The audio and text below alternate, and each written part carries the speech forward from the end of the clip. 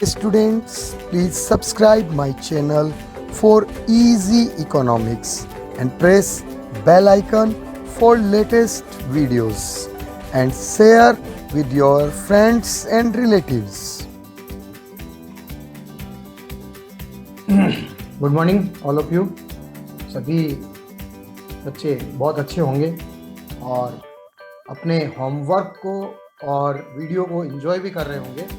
मैं सभी बच्चों को एक बात फिर बोलना चाह रहा हूँ, आप जैसे ही वीडियो देखें, वीडियो देखते ही उसे लाइक करें और लाइक करने के साथ साथ उसके नीचे अपना नाम जरूर लिख दें। नाम और क्लास लिख देंगे तो हमें ये नॉलेज हो जाएगा कि इन बच्चों ने वीडियो देख लिया है और इन बच्चों के सामने अभी तक के नोट्स में कोई प्रॉब्लम नहीं है। तो अपन स्टार्ट करते हैं वही अपना आगे का प्रोसेस जहां अपन ने लास्ट वीडियो में छोड़ा था।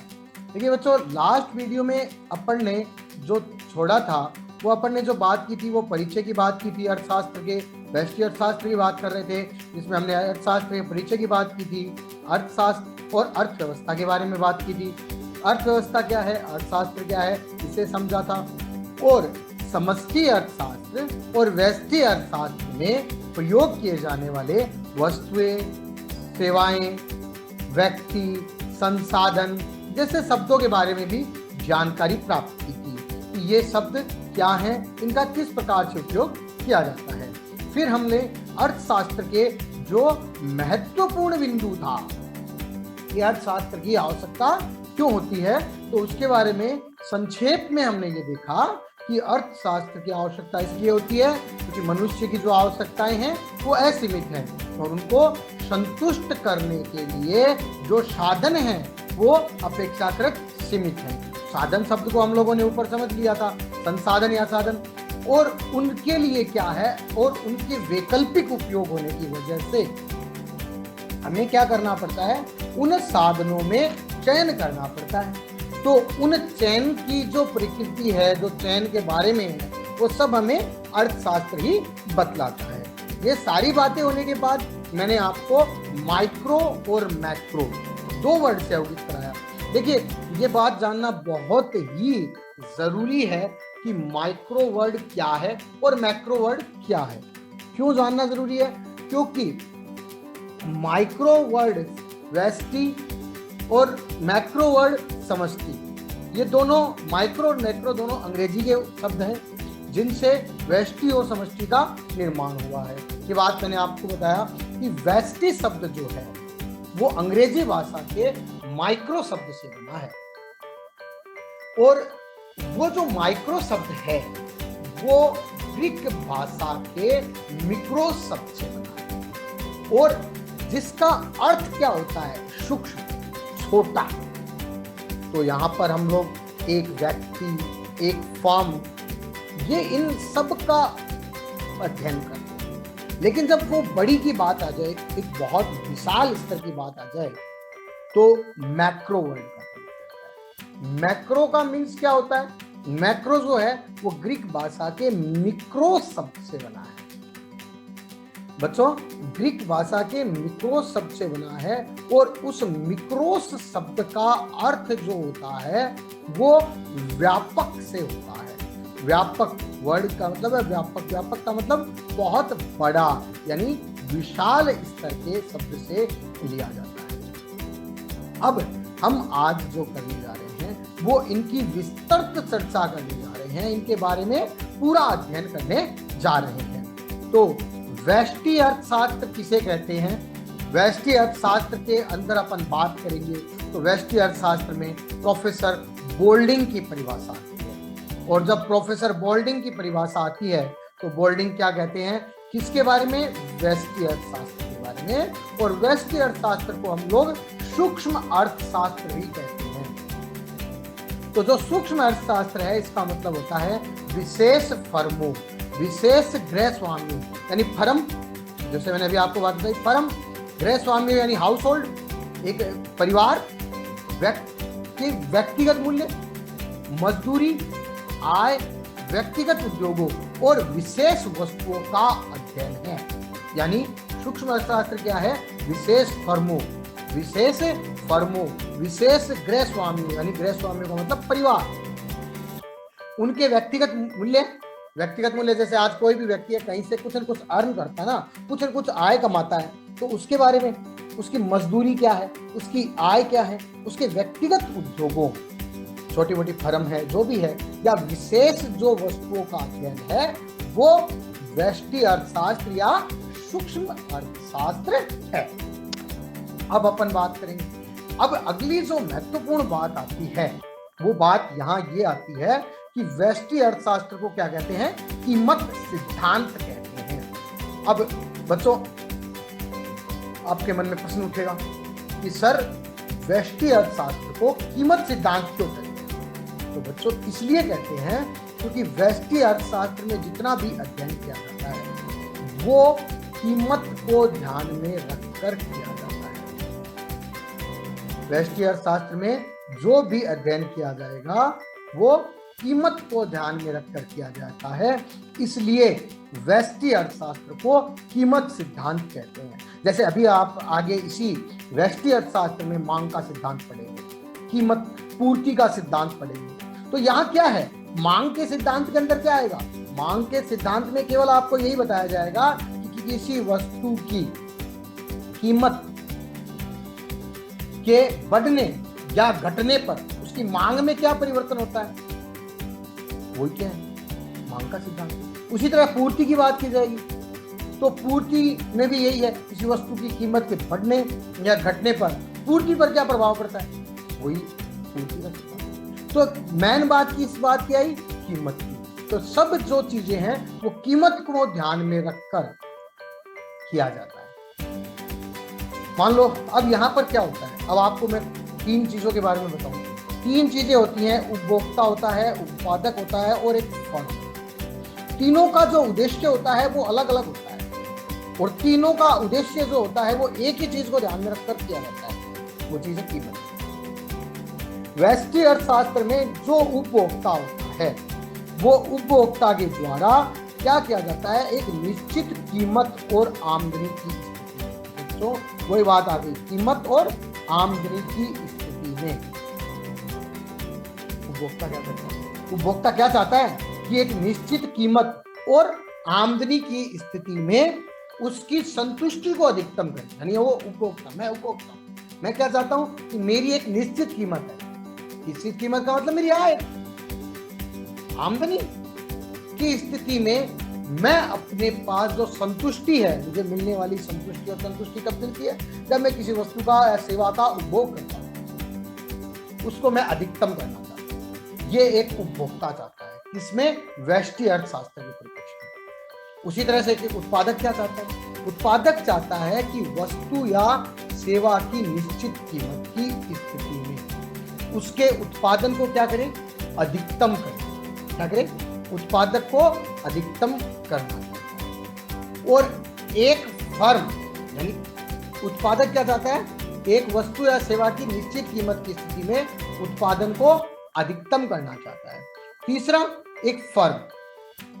अब यहां पर एक मैं आपको और बता दूं, फर्म एक अकेला जो व्यावसायिक प्रतिष्ठान होता है, उत्पादक प्रतिष्ठान होता है, कोई भी ट्रेडिंग कंपनी होती है, वो फर्म कहलाती है, अकेली है।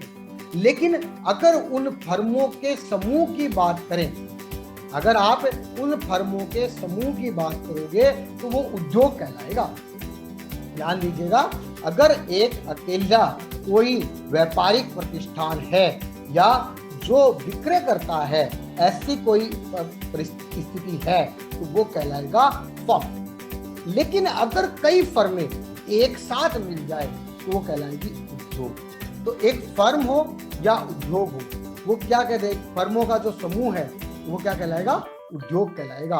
वो क्या चाहता है, वो चाहता है कि निश्चित कीमत पर लाभ व उत्पादन को अधिकतम किया जाए, कि निश्चित कीमत पर लाभ और उत्पादन को अधिकतम। उत्पादक जो उपभोक्ता है वो चाहेगा संतुष्टि को अधिकतम करना, किस पे, निश्चित कीमत पर। उत्पादक क्या चाहिए, चाहेगा उत्पादन को अधिकतम करना निश्चित कीमत पर। और जो फर्म है या उद्योग है वो क्या चाहेगा, लाभ और उत्पादन को अधिकतम करना, किस पे, निश्चित। अब मैं आपके सामने जो बात रखना चाहता हूँ वो मेरी बात है कि व्यष्टि अर्थशास्त्र यानी सूक्ष्म अर्थशास्त्र में हम लोग किन किन चीजों का अध्ययन करेंगे। तो बच्चों, सूक्ष्म अर्थशास्त्र में हम लोग अध्ययन करेंगे उत्पाद की कीमतों का। नंबर 1 उत्पाद की कीमतों का, नंबर 2 उपभोक्ता के व्यवहार का, नंबर 3 उत्पादन साधनों की कीमतों का, और नंबर 4 समाज के एक वर्ग की आर्थिक दशाओं का, और नंबर 5 फर्मों का, और नंबर 6 एक उद्योग का स्थान निर्धारण। अतः व्यष्टि अर्थशास्त्र में बाजार में उपलब्ध विभिन्न वस्तुओं एवं सेवाओं के परिप्रेक्ष्य में विभिन्न आर्थिक अभिकर्ताओं के व्यवहार का अध्ययन किया जाता है। अब यहाँ पर स्थिति क्या आई? यहाँ स्थिति ये है कि आपको किन किन चीजों का अध्ययन करना है? उत्पाद की कीमतों का, उपभोक्ता के व्यवहार का, उत्पादन साधनों की कीमतों का, समाज के एक वर्ग की आर्थिक दशाओं का, फर्मों का, और एक उद्योग के स्थान का निर्धारण करना है। अब व्यष्टि अर्थशास्त्र में बाजार में उपलब्ध विभिन्न वस्तुओं और सेवाओं के परिप्रेक्ष्य में विभिन्न आर्थिक अभिकर्ता। देखिए, अब यहाँ पर आपको कुछ सोचना है और एक समझना है अभिकर्ता क्या होता है। एक एक वर्ड पे गौर करना है कि व्यष्टि अर्थशास्त्र में बाजार में उपलब्ध विभिन्न वस्तुओं और सेवाओं के परिप्रेक्ष्य, इसमें बेटा विभिन्न वस्तुओं और सेवाओं के परिप्रेक्ष्य में विभिन्न आर्थिक अभिकर्ता। आर्थिक अभिकर्ता कौन होता है? जो पैसे के लिए व्यापार करता है। आर्थिक अभिकर्ता वो होता है, चाहे वो उत्पादक हो, चाहे वो उपभोक्ता हो, और चाहे वो फर्म हो। हर आदमी, चाहे अपन बाजार में उपभोक्ता क्या करता है? बाजार में जाता है तो वस्तु और सेवाएं खरीदता है, उसके बदले में पैसा देता है। उत्पादक क्या करता है? अपना प्रोडक्ट बाजार में देता है और उसके बदले में पैसा लेता है। और एक फर्म क्या करती है? अपना प्रोडक्ट बाजार में बेच के पैसा कमाती है। तो सब क्या है? आर्थिक अभिकर्ता है। यहाँ क्या कहा गया कि व्यष्टि अर्थशास्त्र में बाजार में उपलब्ध विभिन्न वस्तुओं और सेवाओं के परिप्रेक्ष्य में विभिन्न आर्थिक अभिकर्ताओं के व्यवहार का अध्ययन किया जाता है। अब हम बात करते हैं, ये आपको व्यष्टि अर्थशास्त्र को बहुत ही सिंपल वे में समझाया। अब मैं आपसे बात करूंगा समष्टि अर्थशास्त्र। समष्टि अर्थशास्त्र क्या है? समष्टि, जैसे मैंने आपको बताया, समष्टि जो वर्ड है उसमें आप लोगों को ये देखना है कि समष्टि को अंग्रेजी भाषा के मैक्रो वर्ड से लिया गया है, और मैक्रो जो वर्ड है वो ग्रीक भाषा के मैक्रोस वर्ड से लिया है, और इसका जो अर्थ होता है वो होता है व्यापक, यानी बड़ा। Students, please subscribe my channel for easy economics and press bell icon for latest videos and share with your friends and relatives. यानी वृहत स्तर और माइक्रो स्मॉल स्तर, व्यापक। अब अपन समष्टि की जब बात करते हैं तो समष्टि या व्यापक अर्थशास्त्र क्या है? व्यक्तिगत भागों की तो करता है, लेकिन व्यक्तिगत भागों की अपेक्षा संपूर्ण तौर पर संपूर्ण आर्थिक सूत्रों या अर्थव्यवस्था का अध्ययन है। एक देश की पूरी अर्थव्यवस्था का अध्ययन करना, संपूर्ण अर्थव्यवस्था का अध्ययन करना, उस अर्थव्यवस्था के अंदर चाहे व्यक्तिगत इकाई हो, चाहे फर्म हो, चाहे उद्योग हो, उनके एक संपूर्णता का अध्ययन करना क्या है? समष्टि अर्थशास्त्र। अब यहां पर क्या आता है? इसका अध्ययन क्षेत्र की बात करें तो समष्टि अर्थशास्त्र में क्या आएगा? कुल निर्गत। निर्गत मतलब देखिए, दो चीज होती है, एक होता है आगत और एक होता है निर्गत। शब्द पे गौर कीजिएगा, निर्गत और एक आगत। आगत और निर्गत। निर्गत का मतलब आपने कितना उत्पादन किया, आगत का मतलब आपने कितना कच्चा माल उपयोग किया। निर्गत आपने कितना उत्पादन किया और आगत कितना आपके पास कच्चे माल के रूप में आया।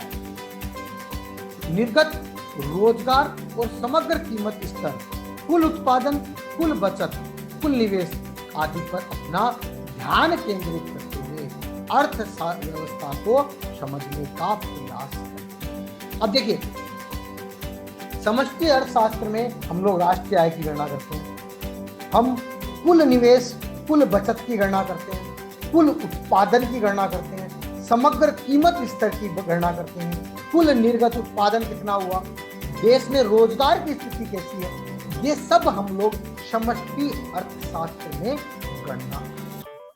अब आगे की बात देखिए, समष्टि अर्थशास्त्र में संबंधित जो बुक है उस बुक का नाम है the journal theory of employment, interest and money. देखिए यहां पर मैं आपको फिर क्लियर करूंगा कि यहां जो शब्द आया है वो है John Maynard Keynes, JM Keynes, और जबकि मैंने आपको पहले एक वर्ड बात बताया था JN कीन्स, जॉन नेवेले कीन्स, जिसने अर्थशास्त्र के प्रकृति और क्षेत्र के बारे में अवगत कराया था, तो जॉन नेवेले किंग्स था।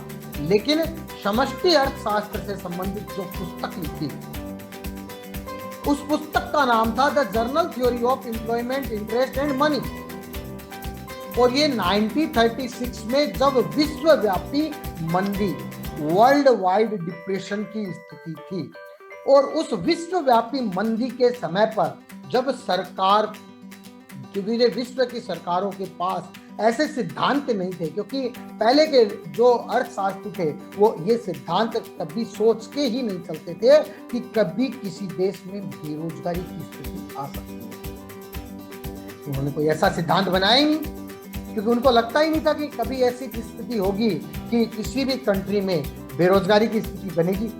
जब ऐसी स्थिति नहीं बनेगी, उनके दिमाग में था ही नहीं, तो उन्होंने सिद्धांत बनाई नहीं। वही स्थिति है, जैसे अभी कोरोना चल रहा है, तो आप ये देखिए कि इसकी वैक्सीन पहले क्यों नहीं बनी। अपन बोल सकते हैं इसकी वैक्सीन पहले क्यों नहीं बनी, क्योंकि कभी सोचा ही नहीं था ऐसी बीमारी आएगी। वही स्थिति यहाँ पर थी समष्टि अर्थशास्त्र के अंदर। उस समय जब विश्वव्यापी मंदी आई तो लोगों के रोजगार छिन गए, जो फैक्ट्रियां चल रही थी वो बंद के कगार पे आ गई।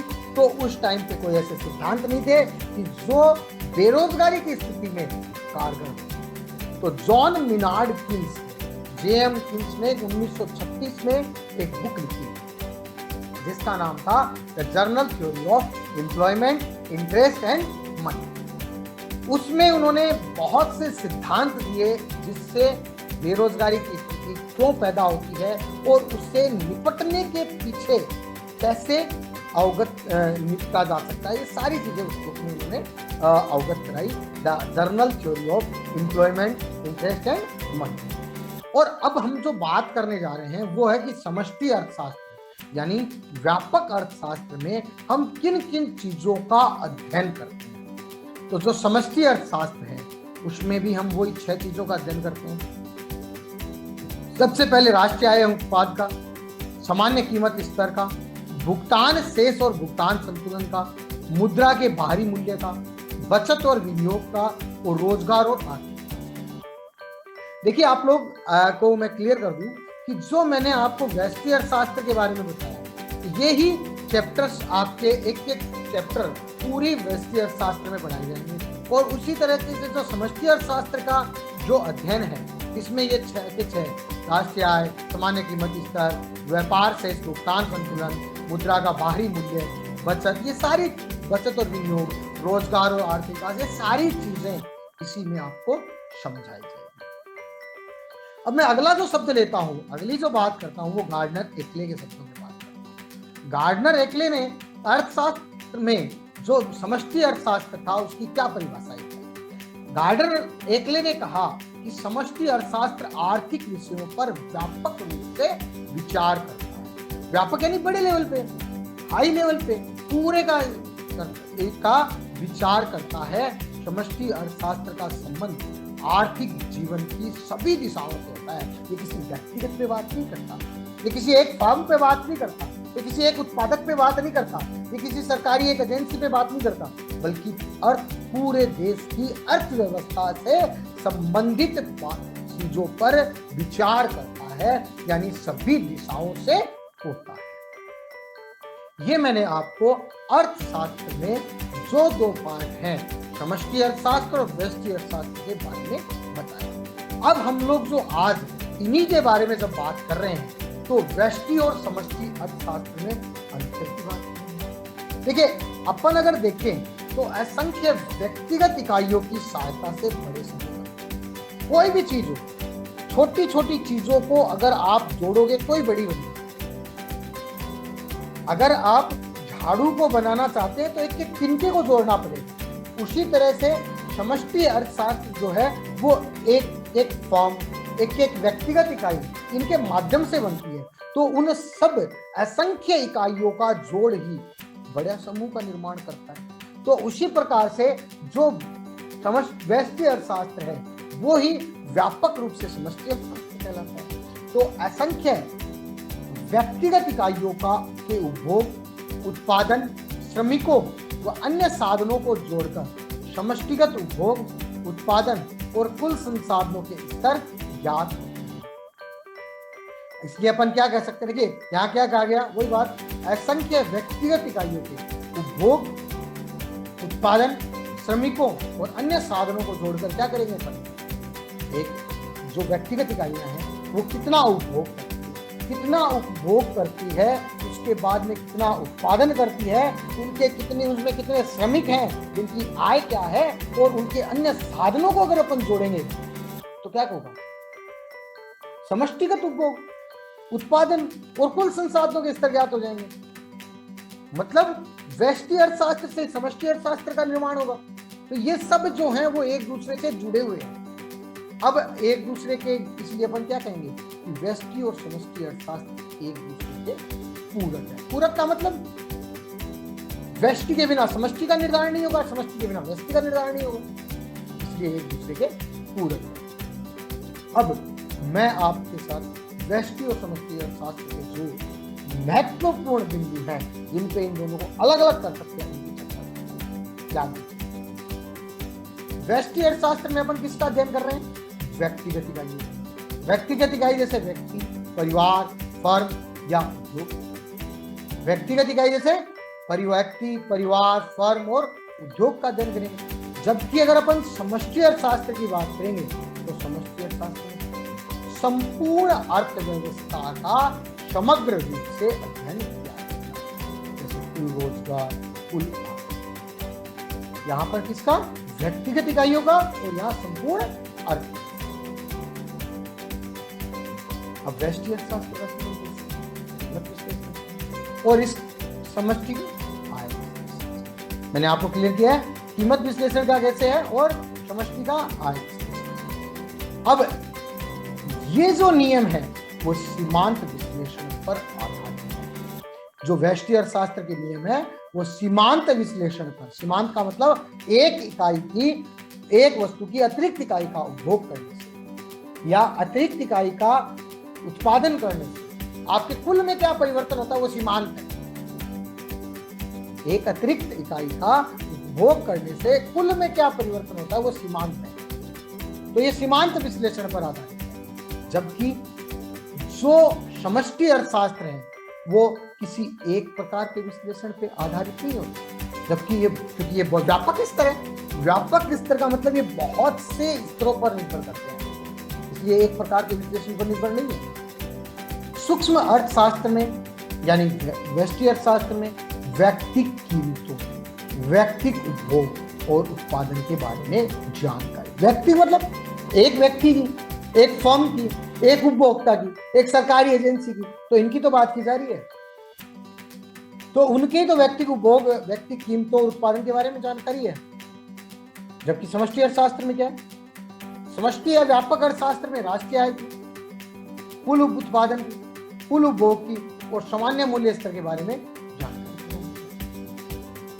अब मैं आपसे बात करूं तो सूक्ष्म अर्थशास्त्र यानी व्यष्टि अर्थशास्त्र में विश्लेषण अधिक सरल है, क्योंकि कुछ आदमियों की, एक व्यक्ति, एक फर्म, एक सरकारी एजेंसी, इनकी गणना करनी है तो बहुत सरल है।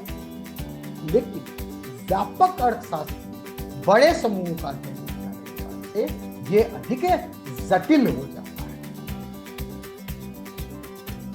सूक्ष्म अर्थशास्त्र के विशेष रूप से किस पर, कीमत विश्लेषण पर बल दिया जाता है, जबकि व्यापक अर्थशास्त्र में आय विश्लेषण, इसमें कीमत पर और इसमें आय पर, क्योंकि अपन ने बात की है, क्योंकि ये कीमत विश्लेषण से संबंधित और ये आय विश्लेषण से संबंधित। सूक्ष्म अर्थशास्त्र व्यक्तिक समस्याओं का समाधान करता है और तुलनात्मक रूप से क्योंकि ये कुछ ही लोगों की तो बात करता है, ये कुछ ही तो लोगों की बात करता है, जिसमें ये देखो आपके सामने कहा गया कि व्यक्ति, परिवार, फर्म और उद्योग का अध्ययन करता है, जबकि ये समग्र संपूर्ण अर्थव्यवस्था से संबंधित है। इसलिए कहा गया यह अर्थशास्त्र से संबंधित इस समस्या का समाधान करता है और उसके महत्व में निरंतर वृद्धि होती है। तो आज के इस वीडियो में आपको व्यष्टि और समष्टि अर्थशास्त्र के बारे में क्लियर किया गया, उनके अंतर स्पष्ट किए गए। आपको यहां तक किसी भी प्रकार की दिक्कत हो, आप कमेंट बॉक्स में कमेंट करें, मैसेज करें, पूछें और वीडियो देखकर लाइक कर दें और अपना नाम कमेंट बॉक्स में जरूर डाल दें, ताकि हमें पता चल जाए कि आपने वीडियो देख लिया है और आपको यहां तक के नोट्स में कोई दिक्कत नहीं है। धन्यवाद, मिलते हैं अगले वीडियो।